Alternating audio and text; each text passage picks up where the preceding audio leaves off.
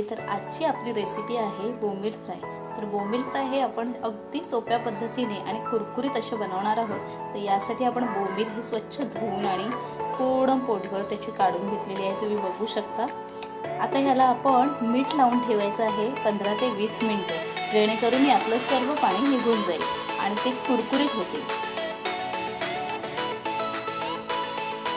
भरपूर असं मीठ मी लावत आहे याला, तुम्ही बघू शकता।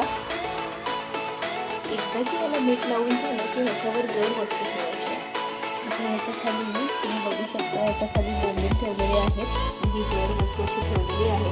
आता हे 15 ते 20 मिनिटं तसंच राहणार आणि थोड्या वेळानंतर आपण ते बाहेर काढू। त्यानंतर आपण मसाला बनवायचा आहे तळण्यासाठी। तर त्यासाठी आपल्याला लागणार आहे काही लसूण, मसाला, हळद आणि हा मैदा घेतलेला आहे। तुम्ही याऐवजी बेसन किंवा तांदळाचे पीठ देखील घेऊ शकता, पण मी जरा वेगळं म्हणून मैदा घेतलेला आहे। तर आपण आता ह्याची पूर्ण पेस्ट करून घेऊया लसूणची आणि मसाला करून घेऊया।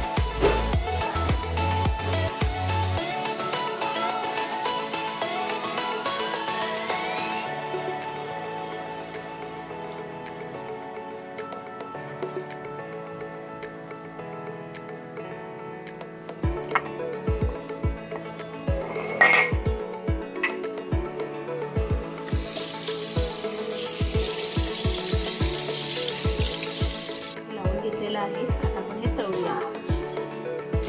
आता हे आपण तळायला टाकलेले आहे, तुम्ही बघू शकता। पुरी तसे बोंबील फ्राय तयार आहे। जर तुम्हाला ही व्हिडिओ आवडली असेल तर लाईक आणि कमेंट नक्की करा आणि आमच्या चॅनलला सबस्क्राईब देखील करा। धन्यवाद।